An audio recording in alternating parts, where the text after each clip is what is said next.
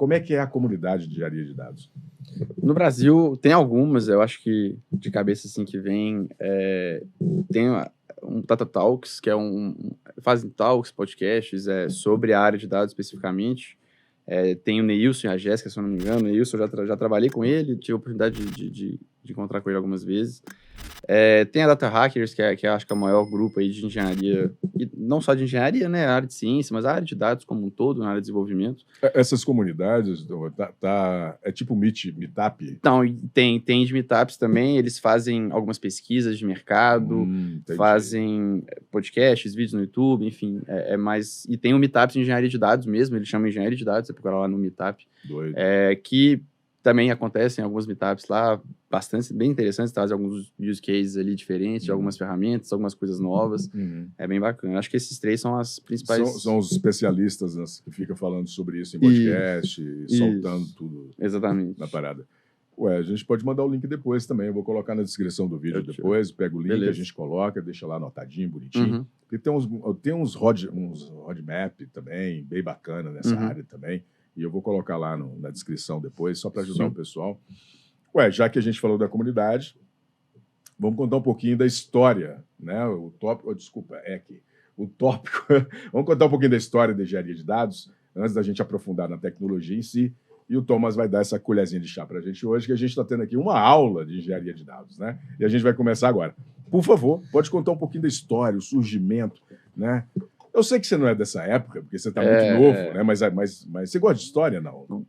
Gosto. Eu não sou bom, não, mas gosto. Mas você gosta. Que bom. Então você vai contar a história. Mas eu tive a curiosidade de igual quando eu entrei, por exemplo, no Airbnb, de ver um pouco como é que foi a criação e o que apareceu, mas acho que a engenharia de dados, ela, do jeito que ela é, né? Vou botar um nome, não sei nem se existe, mas enfim, é uma engenharia de dados mais moderna. Ela é bem mais recente, assim, né? Se a gente for pensar nas ferramentas hoje, igual você comentou, o Hadoop, o Spark. O Hadoop é mais antigo, da época de 2000 e poucos, mas o Spark hoje acho que é o símbolo grande ali, um dos símbolos grandes da engenharia de dados mais moderna. Ele foi publicamente, assim, usado e divulgado em 2013, então temos aí 10 anos, 11 anos que ele existe de forma ampla, e o uso dele veio crescendo muito recente. Então, acho que no início a gente tinha aquele software, não vou falar padrão, mas assim, era o back-end, o front-end, tinha os bancos de dados ali por trás, tinha umas camadas de persistência ali no meio, enfim. Mas isso já suportava um grande número de usuários. O número de usuários não era tão grande igual hoje em dia, não tinha uma interação tão violenta. Então, o smartphone, né, ele vem aí depois, a internet também foi crescendo muito, o acesso a ela.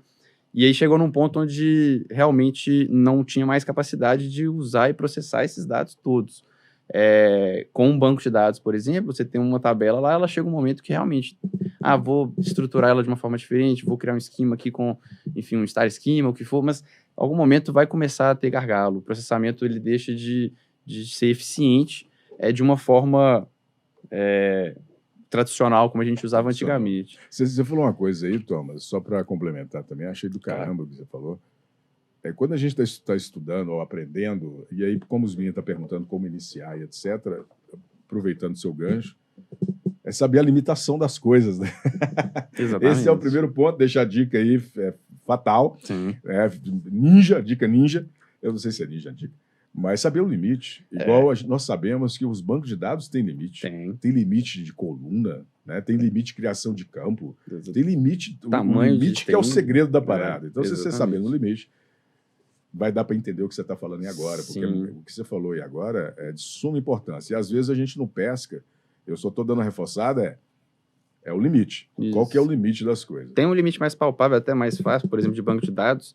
Se a gente pensar, hoje já existem, né? Mas há alguns anos atrás, você salvar uma imagem em banco de dados. Isso não era uma coisa fazível, não tinha como fazer isso, não tinha como salvar literalmente uma imagem. Não, vou colocar string lá, a matriz da imagem, mas era mais complexo. Hoje em dia você pode, né, com por exemplo, os data lakes, alguma coisa um pouco mais moderna, você pode salvar qualquer tipo de informação, áudio, som, imagem, texto, número. Então dá para conseguir ter uma gama de dados, de informações. E conseguir processar, né? Isso você tá querendo dizer, né? Exatamente. Porque antigamente você podia até tentar colocar, mas o processamento ficava muito lento. Você não conseguia fazer haja nada CPU e memória, haja hardware, haja cluster, exatamente. Etc. E o custo vai embora, né? Exatamente. Dói o bolso. Exatamente. Né? Na verdade, só sabe quem paga, né? Quem paga, geralmente. Entendi. Mas eu acho que esse é um ponto muito importante. A engenharia de dados, ela vem no mundo onde o grande, não vou falar o principal, né, mas um dos grandes focos é realmente o custo. O custo é um aporte muito importante, porque não adianta você trazer dados. É claro que, por exemplo, a qualidade de um dado é muito importante. Você trazer um dado errado ali é complexo, vai tirar insights errados, causar problemas, mas o custo é uma coisa muito assim, hoje com o hardware, a gente vê com as clouds e tudo, a gente tem hardware quase que infinito, de certa forma, a gente nem vê isso mais, mas tem um custo atrelado, não tem como. A gente tem que se segurar e fazer a coisa ser eficiente ali e usar o mais indicado para cada caso. A gente acabou de falar aqui a história, né? Um pouquinho da história, né? Eu só fazendo um resumo do que o Thomas colocou, só para reforçar, ele colocou que com o aumento do feroz do dado, né? O aumento gigantesco disso e para processar isso, aí teve a necessidade de nascer essa você pode falar de ciência, um estudo, né? Uma nova área, é uma nova área, de certa forma. Ela é uma aplicação muito grande de o que já tinha em outras áreas, mas porque se a gente for pensar, por exemplo, do Spark, seria realmente esse processamento paralelo, que a gente está falando de banco de dados. Né? Sim, nesse caso, a engenharia de dados seria uma especialização. Isso. A engenharia de dados seria uma especialização. Se você for procurar cursos hoje, você vai encontrar mais em especializações. Exatamente. E onde que ele vai desmembrar tudo. Lembrando, a gente pode até fazer um paralelo agora, né? De como a gente está falando um pouquinho da história de engenharia de dados, quais as outras áreas que surgiram a partir da engenharia de dados? Sim. Ciência de dados é uma delas. Exatamente. Eu acho que é a mais famosa hoje, né? Que por favor, pode. Mas temos várias outras, assim. O cientista, ele busca muita aplicação de estatísticas, aplicação de matemáticas, ele em cima dos dados, tentando trazer o maior número de insights, predições, enfim, várias informações muito importantes ali, e trazem hoje, né, muita coisa revolucionária mesmo. Mas aí pode fazer um paralelo, Thomas, por favor. O que é engenharia de dados agora e o que é a ciência de dados? Porque geralmente eu fico um pouco confuso na cabeça de quem tá ouvindo. Assim, sim. Acho que o mais fácil, assim, por exemplo, o cientista, igual a gente falou, tira muita estatística, muita informação de dados, mas ele precisa dos dados, não é a responsabilidade dele e ficar coletando e buscando aonde os dados estão. Antigamente tinha um banco de dados padrão, a empresa só todo mundo em cima de um banco, beleza, o dado estava ali unificado, podia usar. Hoje não, hoje a gente tem 75 mil, sei lá, sistemas diferentes, usa vários, cada time usa um negócio diferente, cada time tem um banco, cada time tem um microserviço.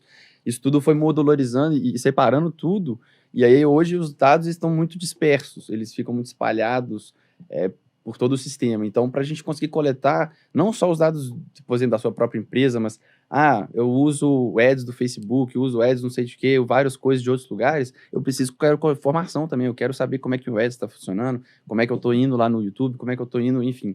Todas essas partes têm as APIs deles, a gente consegue tentar extrair o máximo de dados de vários lugares e trazer isso tudo para um cientista ter meio que um playground ali de fazer o que ele quiser e realmente conseguir tirar o máximo de informação possível. Então, ou seja, a engenharia de dados é o pontapé. É o cara que tem a visão macro para trabalhar o dado para depois outros vierem. Exatamente.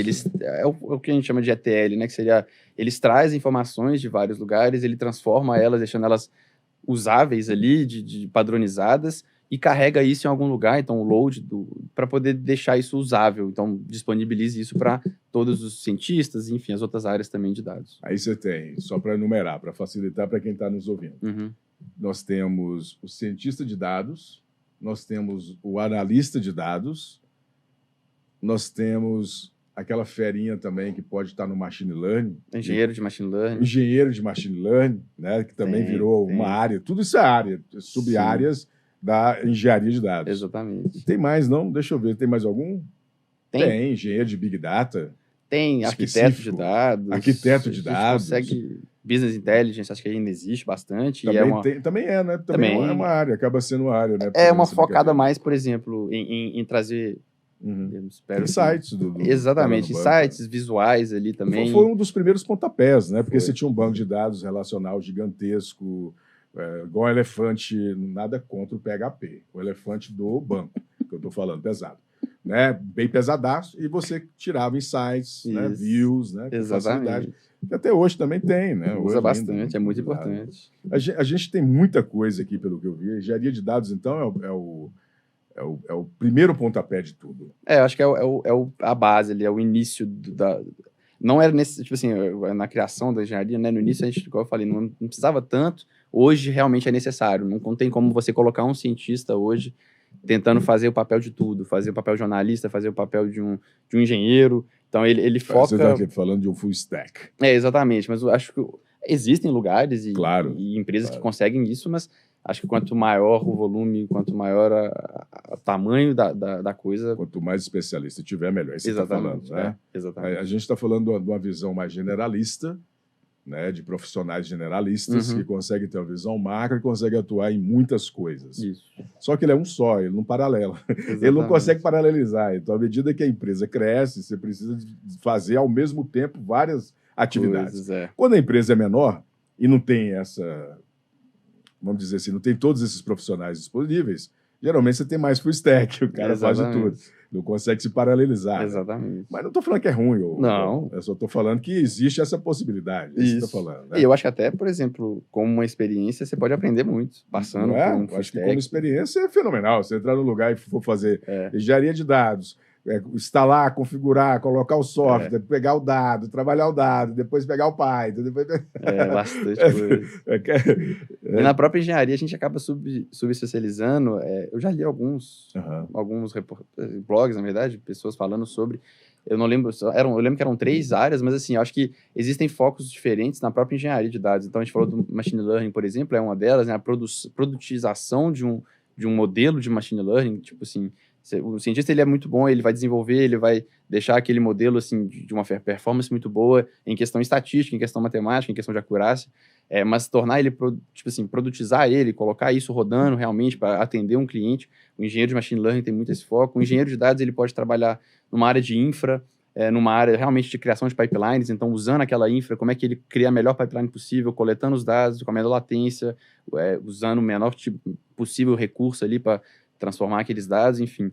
Tem várias sub-áreas na própria engenharia. Acho que no início todo mundo acaba testando principalmente essa parte de criação de pipeline. Acho que é o pontapé inicial ali da engenharia. Então é você usar muito Python, você criar uma pipeline ali usando algum framework, algum tipo de framework usado na engenharia de dados para processar esse dado.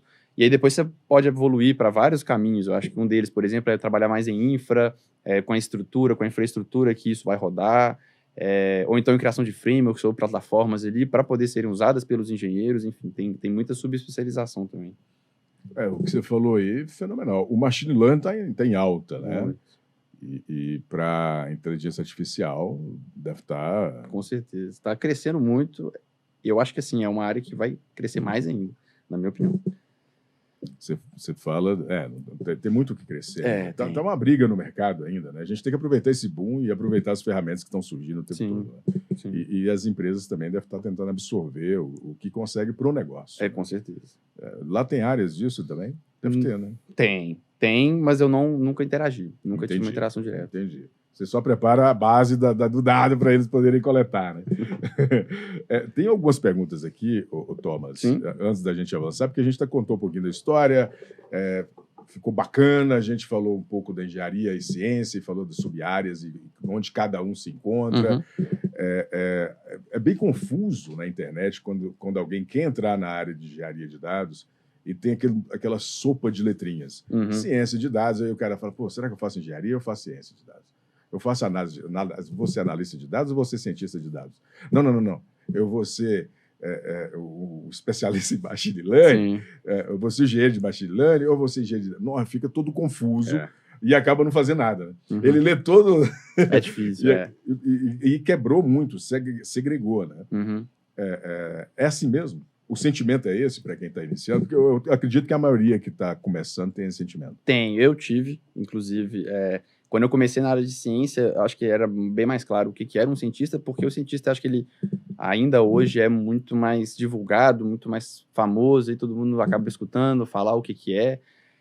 Eu fui para engenharia e eu literalmente não sabia que a engenharia existia. Eu não sabia o que era um engenheiro de dados quando eu comecei eu entrei na área. Então eu recebi uma proposta do meu antigo emprego. Foi a primeira experiência que eu tive como engenheiro de dados. E eu vi o que era, tentei estudar, aprender, fui atrás. Realmente é muita coisa diferente. Igual eu falei, tem bastantes coisas já na internet, divulgadas aí, cursos, blogs, enfim, que conseguem ajudar a ter um norte e saber o que é. Mas é um pouco assustador mesmo, assim, é bastante coisa, muita coisa nova, e o pontapé inicial, igual você falou, assim, ele é um pouco mais assustador mesmo, assim, mas vale a pena, na minha opinião.